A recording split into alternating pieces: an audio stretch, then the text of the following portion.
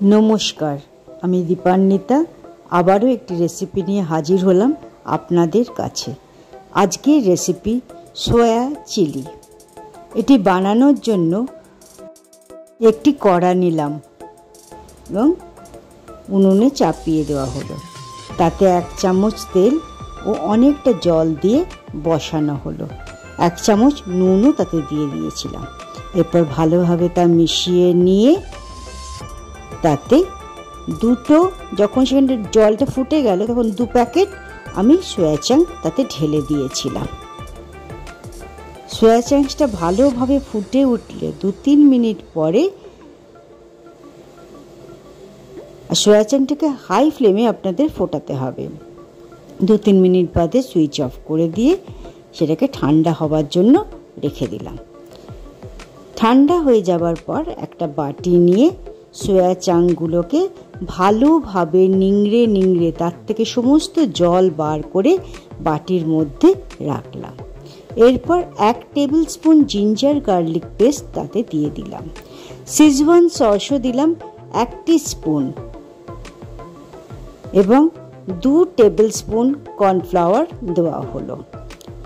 3 থেকে 4 table spoon তাতে ময়দাও যোগ করলাম ও 2 টেবিল স্পুন সাদা তেলও দিয়ে দিলাম, যেটা ভেজিটেবল অয়েল, আমি এখানে সানফ্লাওয়ার অয়েল ব্যবহার করেছি। এরপর কালো মরিচের গুঁড়ো দিয়ে দিলাম 1 টিস্পুন, নুন দিয়ে দিলাম 1 টিস্পুন, দিয়ে ভালোভাবে তাকে মেখে নিলাম। এমনভাবে মাখবেন যেন সবকটার গায়ে সুন্দরভাবে লেগে থাকে। আবারও কড়াটাকে হিট দিয়ে নিলাম। তাতে 4 থেকে 5 টেবিল স্পুন সাদা তেল, আমি সানফ্লাওয়ার তেল ব্যবহার করেছি, ভালোভাবে গরম করে নিয়ে তাতে যে সোয়া চাংগুলোকে ম্যারিনেট করে রেখেছিলাম, প্রথমে 2-3 মিনিট নাড়াচাড়া করবেন না, হাই ফ্লেমে রাখবেন। 2-3 মিনিট পাবে একটা স্প্যাচুলা দিয়ে সেটাকে আস্তে আস্তে নেড়ে 2-3 মিনিটের জন্য ভালোভাবে গোল্ডেন ব্রাউন কালার করে ভেজে নিয়ে তেল থেকে ছেঁকে ভালোভাবে ছেঁকে তুলে রেখে দেবেন।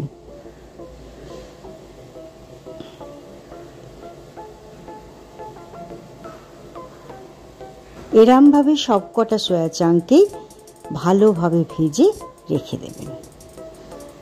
সোয়া চাংগুলি ভালোভাবে ভাজা হয়ে গেছে। এবার তেলের মধ্যে 2 table spoon chopped garlic, 2 table spoon chop ginger অর্থাৎ আদা ও 2 টেবিল স্পুন চপ কাঁচা লঙ্কা দিয়ে দিলাম। তাকে ভালোভাবে নাড়াচাড়া করে 1-2 মিনিট ধরে ভেজে নিলাম। তারপর 1 টিস্পুন সিজওয়ান সস তাতে দিয়ে আবারও তাকে নাড়াচাড়া করে নিলাম। এরপর 2 টেবিল স্পুন ভিনিগার তার মধ্যে দেওয়া হলো। ভালোভাবে তাও নাড়াচাড়া করে নিয়ে এতে 5 থেকে 6 টেবিল স্পুন টমেটো সস ও 1 টেবিল স্পুন সোয়া সসও দিয়ে দিলাম। আজিনামোটো দিলাম 1 পিঞ্চ মতন, এটা অপশনাল, চাইলে দেবেন না হলে দেবেন না। আবারও নাড়াচাড়া করে নিলাম ভালোভাবে এবং সমস্তটাই রান্না হবে কিন্তু লো ফ্লেমে। এরপর একটা মিডিয়াম সাইজের ক্যাপসিকামকে ট্রায়াঙ্গেল শেপে কেটে নিয়ে এবং 2টি ছোট সাইজের পেঁয়াজের খোলাগুলোকে আলাদা আলাদা করে নিয়ে সেই সসের মধ্যে দিয়ে নেড়ে চেড়ে নিলাম। এরপর 1 টিস্পুন নুন ও 1 টিস্পুন সুগারও দিয়ে দিলাম। চিনিটা আপনারা নিজেদের আন্দাজ মতন দেবেন, না চাইলে নাও দিতে পারেন। নাড়াচাড়া করার পর সোয়া চাং যেগুলো ভেজে নিয়েছিলাম সেগুলিকে এর মধ্যে দিয়ে আবারও ভালোভাবে নেড়ে সসের সঙ্গে মিশিয়ে নিলাম। এবার 2 কাপ জল তার মধ্যে ঢেলে দিয়েছি। একটা বাটি নিয়ে তাতে 2 টেবিল স্পুন কর্নফ্লাওয়ার ও 1/2 কাপ জল দিয়ে মিশিয়ে আলাদাভাবে রাখলাম। 2-3 মিনিট ধরে নাড়াচাড়া করে নিয়ে এই সময়টাতে আমরা কিন্তু ফ্লেমটাকে হাই করে দেবো। 1 ফুট হয়ে গেলে অর্থাৎ একটা বয়েল এসে যাওয়ার পর ওই কর্নফ্লাওয়ারের যে মিশ্রণটি রেখেছিলাম সেটাকে মিশিয়ে দিলাম।